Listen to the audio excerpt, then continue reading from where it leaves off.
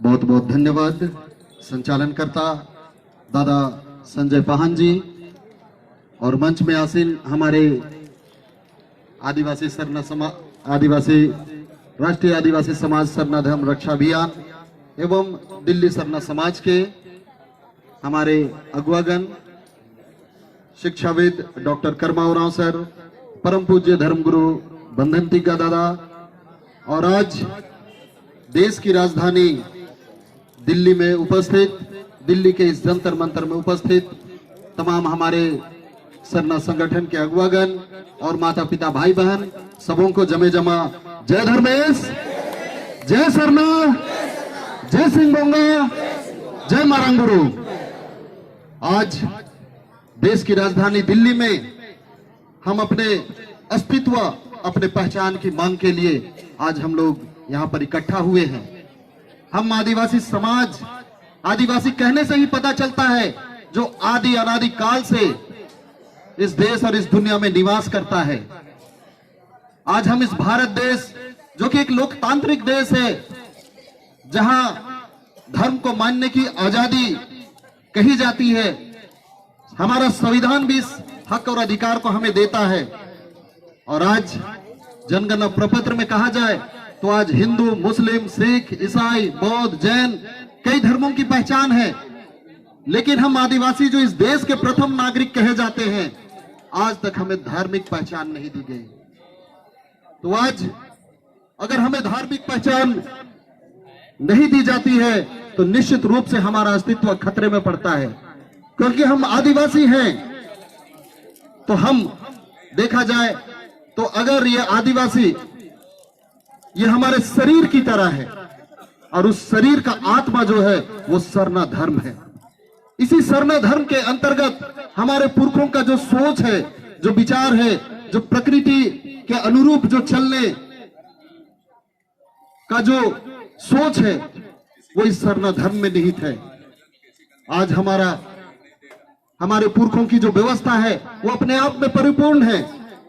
हमारा 12 महीना में 13 तरह का गीत है, अपना गीत है, अपना नृत्य है, अपना गाजा है, अपना बाजा है, अपना पहनावा, ओढ़ावा, परंपरा, संस्कृति, पाढ़ा व्यवस्था, मान की मुंडा, डोकलो सोहोर, पहने व्यवस्था, ये सारा कुछ हमारे पुरखों की व्यवस्था है। लेकिन आज सरना धर्म कोड नहीं मिलने की वजह से आज हमें धार्मिक रूप से, सामाजिक रूप से, पारंपरिक रूप से हमें नुकसान हो रहा है। आज हमारा पहली जमीन छीना जा रहा है। जब हम अपने पहले जमीन को बचाने के लिए जब हम प्रशासन के पास जाते हैं तो उन्हें पता ही नहीं रहता है ये पहले जमीन होता क्या है। आज हमारा जो पारंपरिक व्यवस्था है वो चरमरा गया है।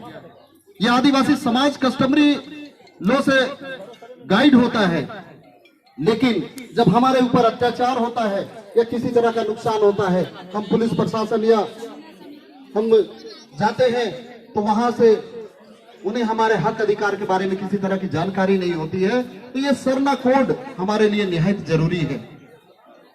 ये सरना कोड बचेगा तभी हमारा करम, सरहुल, मागे, बाहा, जितना तरह का पर्व त्योहार ये सारा कुछ बचेगा।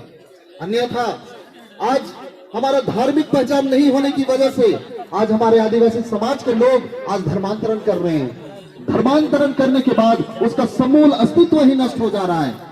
आज अगर उदाहरण के रूप में अगर कोई आदिवासी समाज का लोग अगर वो ईसाई धर्म को अपनाता है तो वो सबसे पहले वो अपना धर्म चेंज करता है, उसके बाद अपना नाम चेंज करता है, उनका पूजा स्थल चेंज हो जाता है।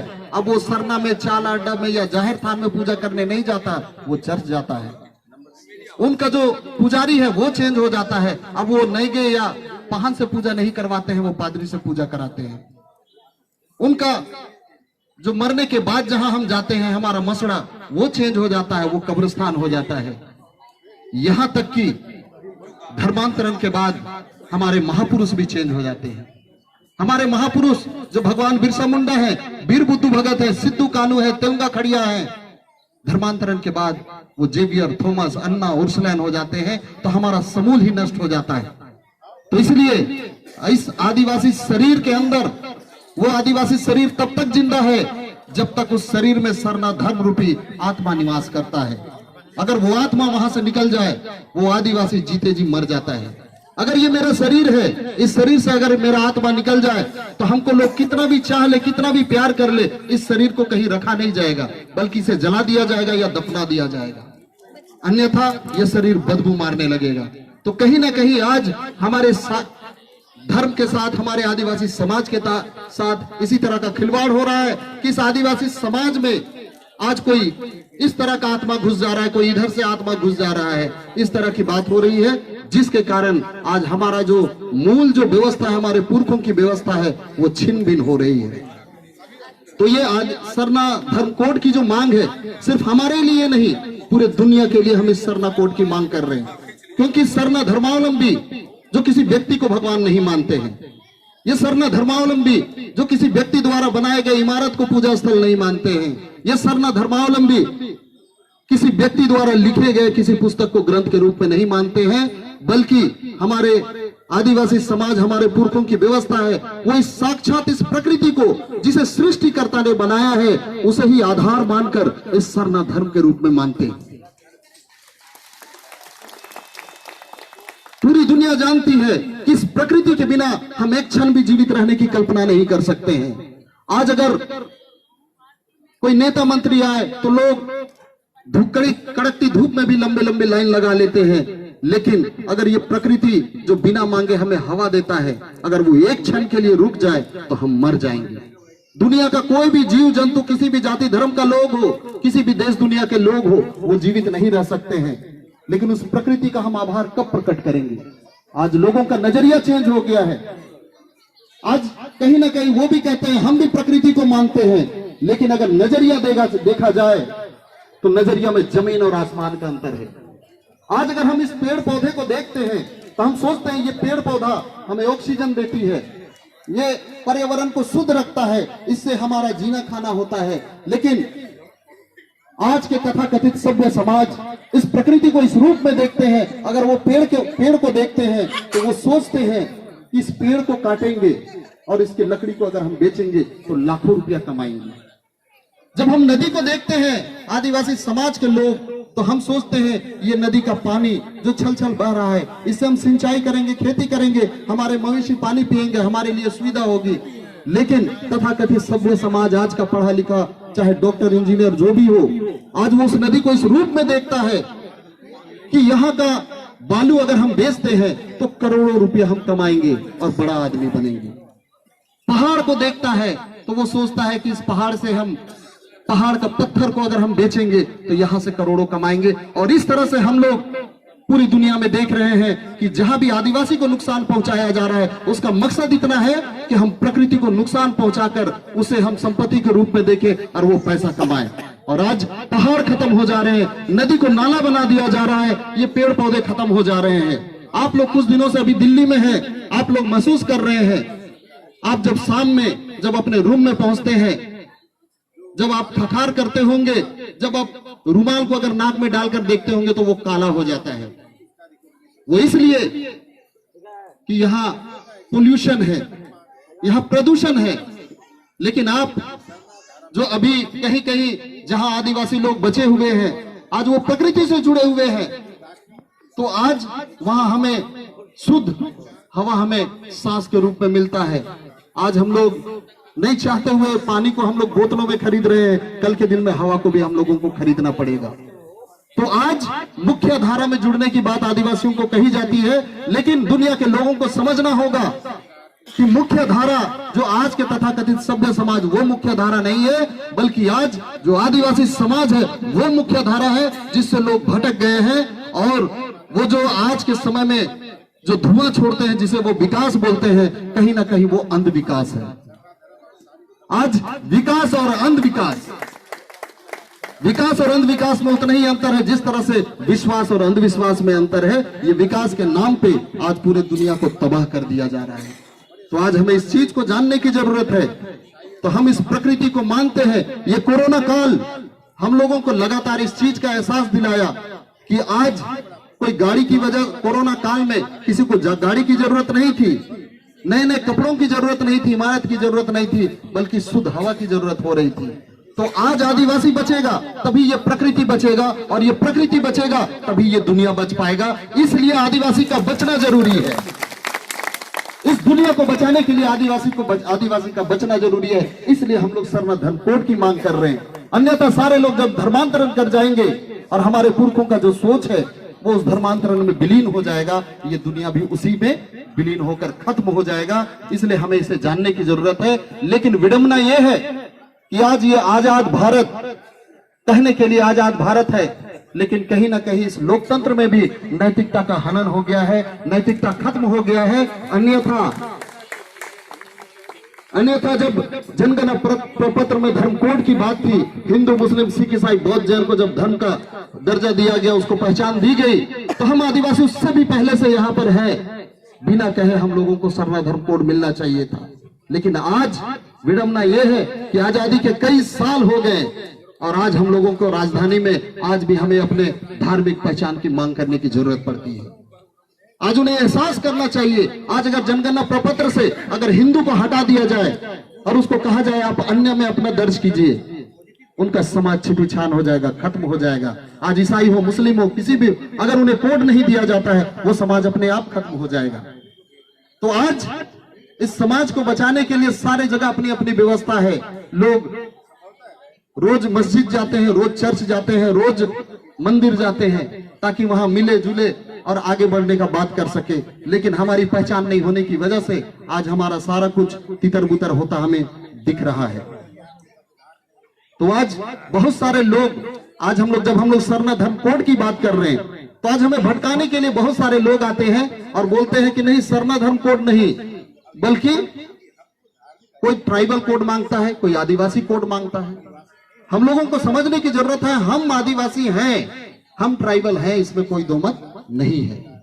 और संविधान के अनुच्छेद 342 के अंतर्गत यह पहचान हमें मिल चुकी है, जिसके कारण हम चाहे वो राज्य सरकार की नौकरी हो या केंद्र सरकार की नौकरी हो, आरक्षित सीटों में हम वहां नौकरी कर पाते हैं। हम विधानसभा हो या लोकसभा हो या राज्यसभा हो, आरक्षित सीट से हम लोग अपना राजनीति कर पाते हैं। लेकिन जो हमारा धार्मिक पहचान है, जो हमारी विशेष पहचान है, जो हमें हिंदू मुस्लिम सिख ईसाई बौद्ध जैन से अलग करता है, हमें वो पहचान चाहिए। कहीं ना कहीं वो पहचान नहीं मिली है। तो आज हम देखते हैं कि समुद्र में अथाह पानी है, इतना पानी है कि उसका गहराई नापना तक मुश्किल है। लेकिन आज हम जो बात करने आए हैं, हम झरने की बात करने आए हैं। वो झरना जहां से मीठा पानी निकलता है। आज समुद्र में जितना भी पानी हो, उस समुद्र का पानी को पीकर कोई अपना प्यास नहीं बुझा सकता है। उस समुद्र का पानी में नहाकर कोई अपने आप को तरोताजा नहीं महसूस कर सकता है। प्यास बुझाने के लिए तो झरना का पानी ही चाहिए। अगर ये झरना खत्म हो जाता है तो झरना के साथ साथ उस समुद्र में भी प्रश्न चिन्ह लग जाएगा, क्योंकि आज अगर उस समुद्र का भी अस्तित्व है तो कहीं ना कहीं वो भी उस झरने से जुड़ा हुआ है।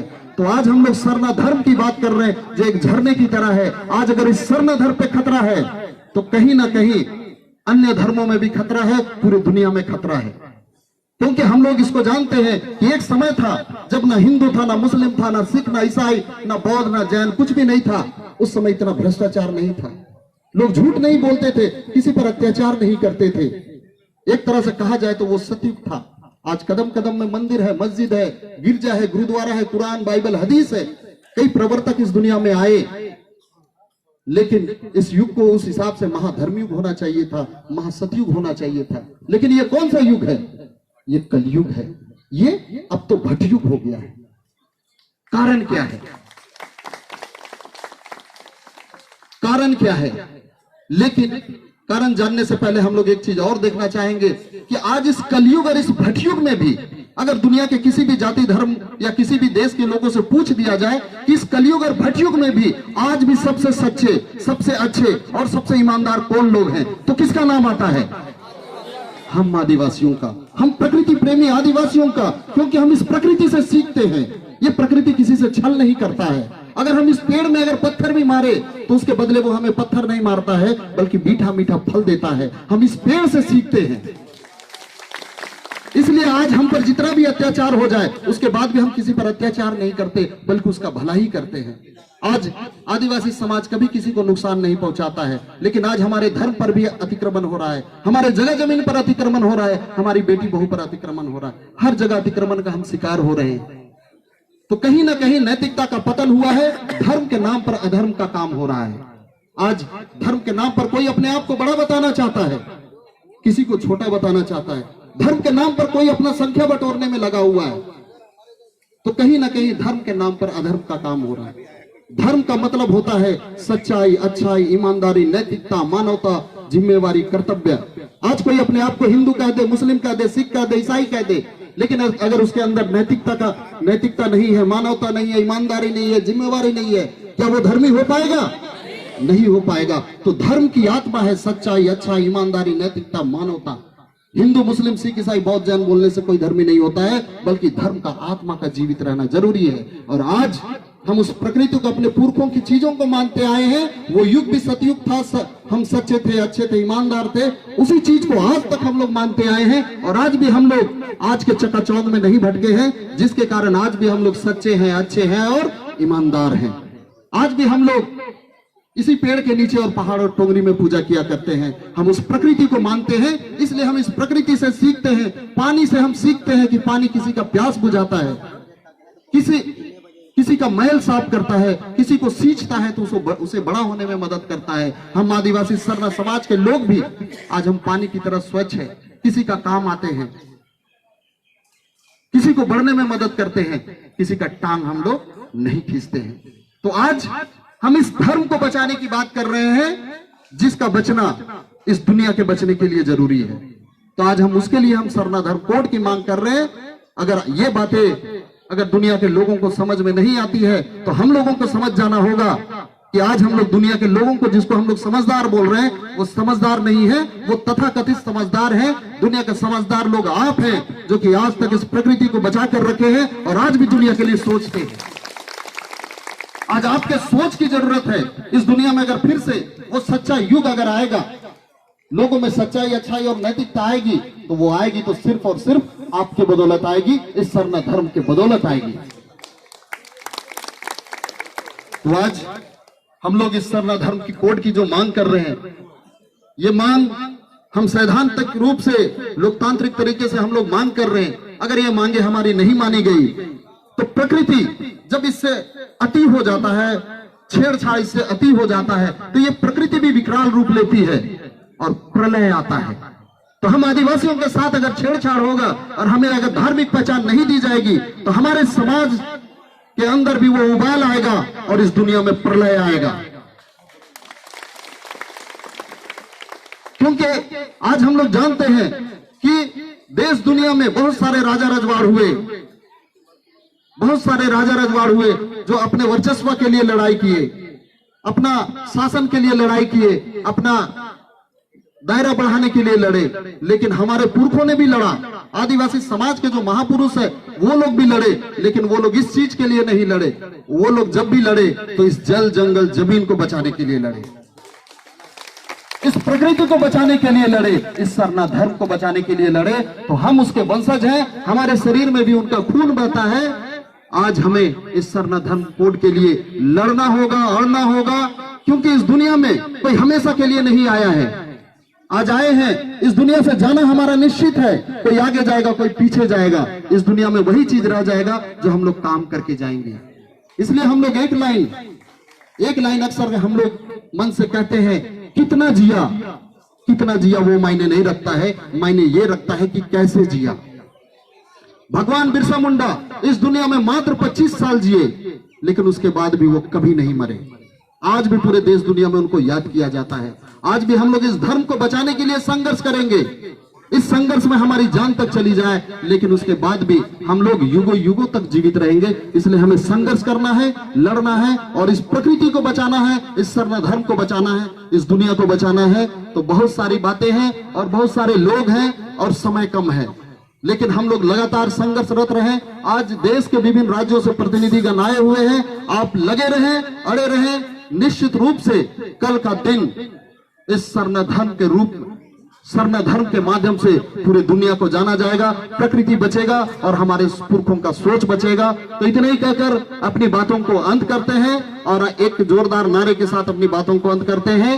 जय सरना, जय सरना, जय प्रकृति, जय प्रकृति। सरना कोड नहीं तो वोट नहीं, सरना कोड नहीं तो वोट नहीं। और इस बार हम लोगों को गांठ बांधने की जरूरत है कि ये भारत देश लोकतांत्रिक देश है। आज हमारे वोट को लोग चुनाव के समय आते हैं और खरीद कर ले जाते हैं। और कल के दिन में हमारी मांगों को, आज विडंबना है कि आज हम लोगों को यहाँ मांग करने की जरूरत पड़ी। आज क्या आप लोग वोट नहीं देते हैं? आज अगर अन्य का कॉलम में भी देखा जाए तो 50 लाख लोग अपना धर्म सरना लिखे हैं। अगर उसे 50-50 हजार से अगर विभाजित किया जाए तो एक विधायक को जीतने के लिए मोटा मोटी 50,000 वोट की जरूरत पड़ती है। आप लोग 50 लाख लोग सरना धर्म लिख चुके।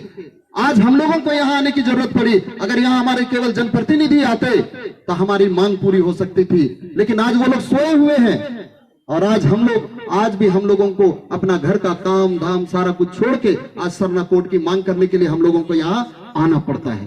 तो इसके लिए हम लोगों को जानना है कि हम जो इस लोकतंत्र में जिसको हम लोग चुनते हैं, वो चुनने का हमारा आधार क्या है।